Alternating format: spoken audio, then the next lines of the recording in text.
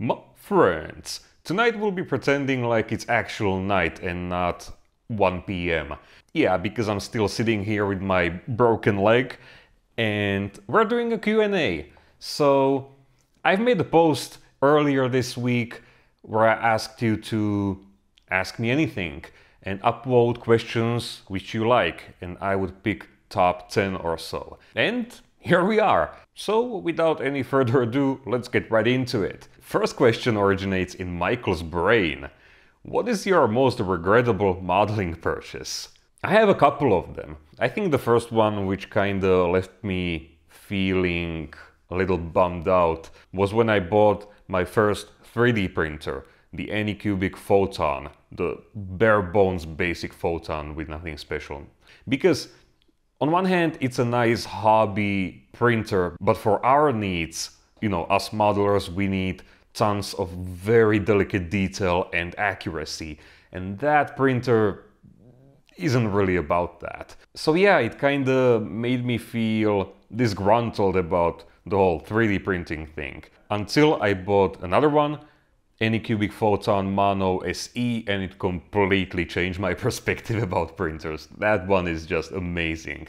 So yeah, I'd say that's one of them. And the other, more modeling specific purchase is gonna be probably this little tool from RP Tools.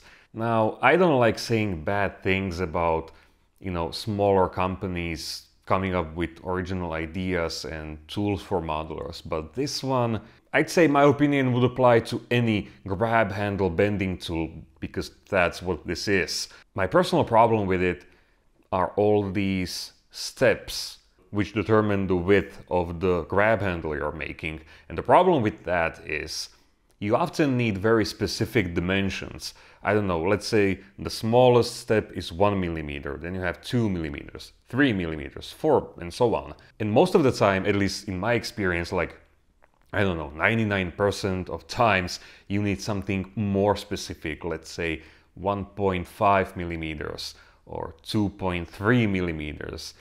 So in the end, I barely used this, and I always just make my own grab handle bending jigs for that specific model, from styrene sheets which I clamp into pliers and use that. And this isn't cheap, so I was kinda disappointed, to say the least. Second question comes from Ben. Ever thought about doing a multiple vehicle diorama, like a Sherman versus Tiger diorama or something? Yes and no. Multiple vehicle diorama, sure, these are awesome, but my idea is sort of, let's say, a Sherman passing a knocked out Panzer IV or something similar. Because the problem with these combat dioramas is that in real life, these situations many times happened over very long distances, right? Like 1 kilometer or 2 kilometers. And our options are kinda limited in this department. Probably the most often used scenario is a street corner or something like that, and 2 tanks pointing at each other, right? So yeah, there's that. So not many options, but something different, which is another cliche, 1 vehicle passing a knocked out vehicle from the opposing side. Another cliche, but more plausible and more, at least in my opinion, visually pleasing from the diorama perspective. So yeah, something like that, most likely yes. Versus diorama, not so much. Third question from Panzermeister36. Is there a kit in your stash that you're scared of building? Either it will require a lot of work / aftermarket, or you're not yet sure how to achieve your vision of it. Oh, hi Evan. Well, yeah, I have actually 2 of those. So let me blow your mind with the most unexpected one. And it's this little guy. And the problem with this model is that I already bought this kit in the past and tried building it, and I failed so miserably. Because, I don't know, it's sort of like a gamble with these T26 based models from Hobby Boss. Sometimes they seem like they don't fit at all, and other times, from what I see, people have absolutely no problems with them. Well, my only experience was this model. This is a new model that I bought. I threw the other one away.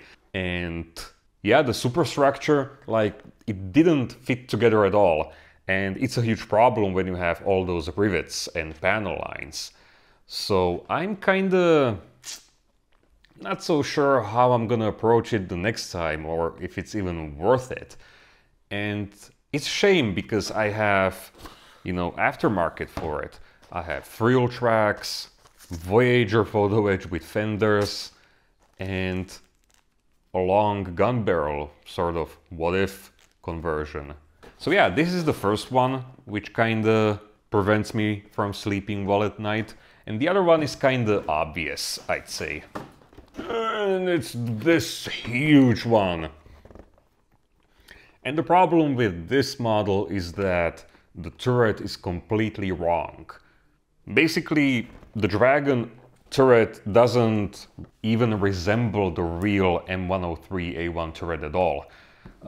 It lacks the very prominent inverted V shape on the roof and other quite important details. Now, I'm obviously not a hardcore rivet counter or anything, but at the same time I like my models when they resemble the real thing, at least to some extent. And the problem with cast turrets and fixing their shape is that they're irregular, and it's very hard to follow any blueprints, or anything. Let's say you have a KV1 welded turret which is wrong. It's not so hard to scratch build a new one from styrene sheets, but this is a little more complicated, right? So I don't really know what to do with it. Either commission someone to 3D model a correct turret for me so I can then 3D print it, or actually try slicing this into pieces and correcting its shape, at least to some extent, or just completely forgetting about it and building it basically, well, not out of the box, because again, I have, photo edge, metal tracks, even resin stowage from Legend Productions, so it wouldn't be a completely out of the box build, but at the same time, it would always be somewhere, in the back of my mind, gnawing at me like, Uncle, you probably could have done better. I don't know. It's a tricky question, Going for perfection, which you might never achieve because you just never attempt to build the model, or building something imperfect, but at least having the model finished as a part of your collection. So, I don't know. Let me know your thoughts about this. Question number 4 from Safety Third. Good name, my leg would be good friends with you. What would be the top of your model bucket list that you wish you could do but might never have the chance due to space, time, money, etc.? Well, that's kinda easy to answer. And it's this one. I've been teasing you with this model probably in every one of my talking head videos, and this is something I would really love to build because, I don't know, I mean, what's not there to like about a self-propelled huge mortar or whatever it is, right? And when we're talking big, we're talking really big with this model. Okay, so here's the lower hull. And here is the gun barrel. So you can imagine how huge, well actually it's not that huge, but it's not small either. And the problem with this is time. Now, one would say, but uncle, you're doing this full time, you have all the time in the world. And that's true, but on the other hand, there's always my weekly upload schedule. There's just so much you can do in 5 or 6 days, right? If I ever decide to finally build that model, I want to go all in on details because there's a lot of hydraulic lines, pipes, hoses, electric wires, and a lot of missing detail which isn't in the kit. and it would be a really nice scratch building exercise. And many of the details would have to be 3D modeled and printed, because at the end of the day, it's just more precise to print them and faster and easier to do so, especially when you need multiple exact same parts. So I don't know, maybe it would make for a nice winter project or something, but then again, it would be probably several construction episodes spanning for more than a month. And I don't know how many of you would be willing to stick with that. So yeah, that's kind of a dilemma for me. Anyway, question from Clone's Dream. Ever built planes? We need to see you apply tank techniques to planes and see how it comes out. Imagine a cast turret texture on a World War II fighter fuselage. Yeah, no. I don't know. Planes are something I was never really interested in, and it's really hard to put my finger on why. Maybe it's the construction process which doesn't rub well with me, because if you know me by now, I like to assemble the entire model and then start painting it. And with airplanes, you need to assemble and paint the cockpit, put it into the fuselage, and continue building it. Or maybe it's the hyper smooth surfaces that you need to achieve. You know, everything needs to be smooth, straight, rescribing panel lines, adding rivets. But I gotta agree, on the other hand, weathering something that's, you know, really weathered in real life must be really fun. What comes to mind is maybe Wildcats from aircraft carriers, or Tomcats, F-14s, or maybe one of those Greek airplanes which are really stained with moisture or grease or whatever. So yeah, there are definitely nice options, but again, I don't know, it's never really been my cup of tea. Maybe as a part of Diorama, I don't know, a downed airplane or whatever. Which actually makes me think, why don't we see more battle damage on airplane models, like bullet holes or something? Huh. Anyway, okay, this is a long one from Slendrick. I remember from some interview that you said your parents got you into hobby, especially your father. Does he modeling too, or did he in the past, or maybe he wanna start? Okay, so I'm gonna continue with the question after I answer this. Yes, they both got me into the hobby, and my dad, he used to build models when he was a kid, like less than 10 years old, but all his models ended in a trash can, and he never got back into it ever since. When I was a little lad, my parents actually helped me with some models. For example, when there was a expensive model and they didn't really want me to really mess it up, you know. My dad would, for example, help me with some of the construction, and my mom would usually help me with painting, or in some cases my mom would paint the entire model, but of course, you know, with glossy paints, with paintbrushes and so on. And no, neither of them are really interested in getting back into the hobby. Now, how did your family react at the fact that your hobby become your full-time job? Well, they were kind of blown away.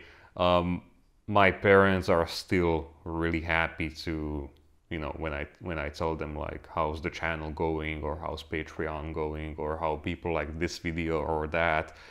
So that's pretty cool. And the rest of the family, like more extended family, they kind of, I don't know, it seems like it's hard to believe for them that something like this is actually possible. So yeah, we don't really talk that much about it with my extended family. And small question, what is your student specialty? I mean, you said you were in university. What were you studying there, and did you like it? I'm an editor and publisher. Yeah, so the student program was editing and publishing. And I mean, it was okay, but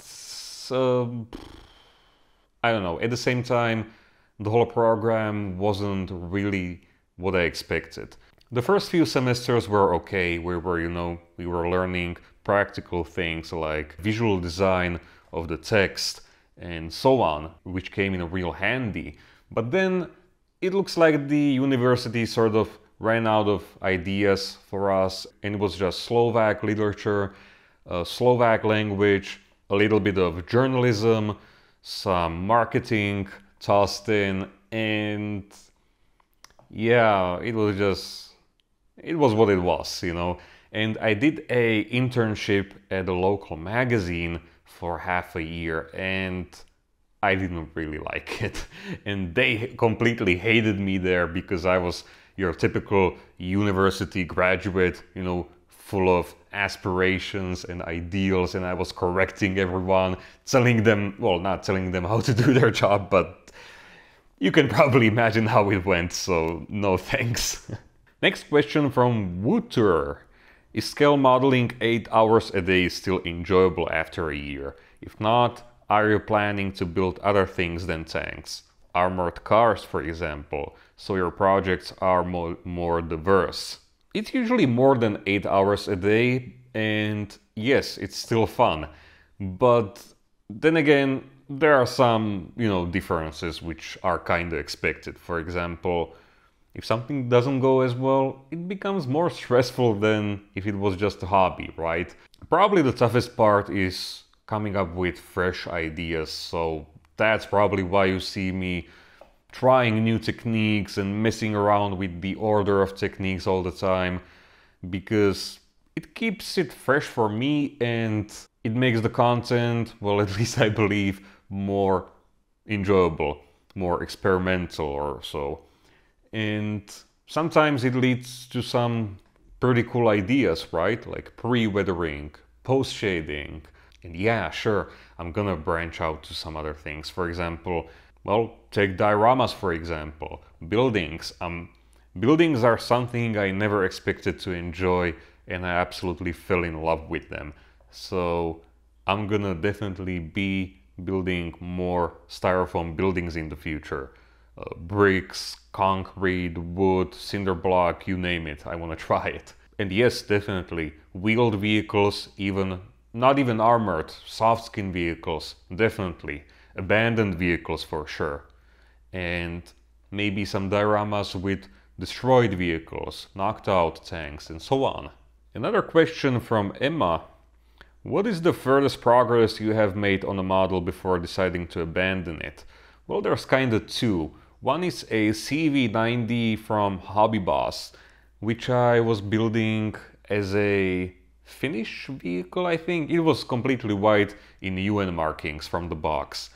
And it was a really nice challenge to build a completely white vehicle, which wasn't covered with a whitewash, which requires a different approach. So this was kind of a nice exercise, but I don't know, something went wrong. Like everything was going perfectly. I was enjoying it. I finished weathering the hull, and all I needed to do was just apply the same oil paint techniques on the turret. But something just, I don't know, clicked in my brain, and I just wasn't able to push on. So I ended up selling the model for the price of the kit to someone who, when they saw it, they were like, well, that's a finished model, so thank you. So yeah. And the other one was AAVP7, again from Hobby Boss. Maybe we're starting to discover a pattern here. And that one was because it was just too much of everything. It was a 3-tone NATO camouflage chipped to aluminum. And then there was the extra armor plates, which were steel and rusty. I decided to put a lot of stowage on it. It was too much for me, and by then I didn't have a very clear plan of sorts, which I now tend to follow, like where to start, let's say with pin washes or with chipping and continue with rust zones, then paint details and so on. So I was kind of jumping from one thing to another, and when you're lost, you sort of subconsciously know that it isn't going as well. and I just abandoned the model and probably threw it away or something. I don't remember selling it, so it probably ended in the trash. Okay, second to last question from Jacob. Have you ever wanted or tried to build a larger scale armor piece? The Tacom 1/16 scale kits came to mind. It would be fun to see your techniques and processes in a larger scale. Well, not so much, but if I ever decide to build something like that, it would probably be one of the smaller tanks in this scale. You know, FT-17 or one of the Japanese toy tanks for just one soldier which they released, or a Panzer I or something like that. Because I personally don't see many benefits for going bigger than 1/35 scale. There's definitely a group of modelers who like to take their super detailing to the next level. We're talking like the 0.001% of modelers who like to add thread detail to bolts or texture to some hoses. These kinds of people, which really can appreciate the bigger scale where it's actually physically possible to recreate these details. But you know, I was never really interested in RC models, which are kind of big in this scale. And apart from that, I don't see many benefits. So yeah, for me, it would have to be one of these small models. And the last question from Skull. Where did you learn all your techniques? Do you have plans to make big dioramas with a lot of landscape? How can you manage your family activity when you sit 80 hours at a tank painting small chips on it? Okay, so let's go through it point by point. Where did I learn all my techniques? Mostly magazines. And the real game changer for me was when I received books from Adam Wilder. So Adam's Armor Volume 1 and 2. Volume 1 is about construction and Volume 2 is about painting and weathering. These are absolute Bibles for any armor modeler. I can highly recommend them. I don't know if they're available by now, but every modeler should print another batch because they're really good. Yeah, that's sort of when all the techniques clicked together for me. Because before that, all my models were a series of happy and not so happy accidents. And suddenly, after learning and following Adam's techniques from his books, everything for me became more, how to put it, logical or planned. You know, everything suddenly had a system. So yeah, my modeling became more systematic. Do you have plans to make big dioramas with a lot of landscape? Nope, absolutely no. I'm the kind of modeler who likes to focus on details and small things, not on the large picture, so to say. So if we're talking something like Luke Towen style dioramas, that's just, while I can appreciate it and enjoy looking at it, it's just not my thing. I'd rather build a very small, tight, compact diorama filled with tiny visual details like, you know, individual rocks or, I don't know, dried and not so dried grass, or, you know, ruts filled with water, or a building with all sorts of different weathering effects and moss, and, you know, I'm that kind of guy. And if you like to focus on these small things, building a large diorama becomes either extremely time consuming or just plain impossible. Okay, and how can you manage your family activity when you sit 80 hours at a tank? It's not 80 hours doing chipping anymore. For example, when I was chipping the T29, I managed to do it in 2 days. So firstly, I've become, I'd say, more efficient with some of these time-consuming techniques, and also I'm sort of starting to find my workflow. So for example, I work in the morning up until lunch, and then I get back to it in the evening. So yeah, there's free time for real life stuff, so to say. And yeah, that was the last question. So again, this is not the video you deserve, but right now, as I have a broken leg, it's the best I can do. At least the presentation was slightly better, I hope, than the previous video, which I filmed on my phone. And what else? yeah, I don't know what we're gonna do the next week. I'll figure something out, but maybe there might be a chance that there just won't be a video. But fingers crossed, that's not gonna happen. Because tomorrow, well, as you're watching this, I'm already past that. I'm going for a checkup. They're gonna take out my stitches and give me a full cast. So I hope they'll have some good news for me. And also, then I should be able to start modeling again. But who knows how slow I'm gonna be with a broken leg, right? So I guess something I was able to do in 4 hours might now take me an entire day. Who knows? But yeah, I'll try finishing the T55 if it's gonna be possible physically. So yeah, in the meantime, thank you for watching, my friends, and thank you to my amazing patrons who make this weekly show possible. I mean, right now, I'm not posting as much on my Patreon as I used to because I'm just not able to model, but there's a lot of cool stuff there. You know, I've been posting for so long and so often that there's thousands of pictures, like almost daily updates for all my projects. You can sort of watch almost all models on YouTube that I've built as a sort of blog, you know, from start to finish. Yeah, there's also super nice studio photos which you can download in full resolution, like really big photos, so you can zoom in and observe everything. You can spot much more details than in videos.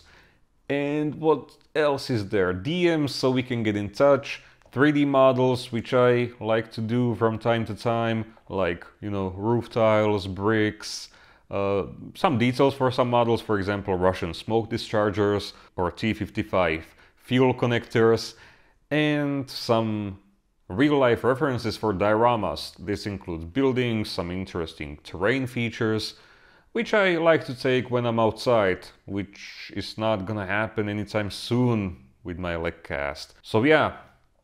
Anyway, my friends, until we see each other again, stay safe. If you ride bikes, ride safer than me. Stay awesome, stay strong, build models, don't just collect them, and I'll see you in the next one. Cheers.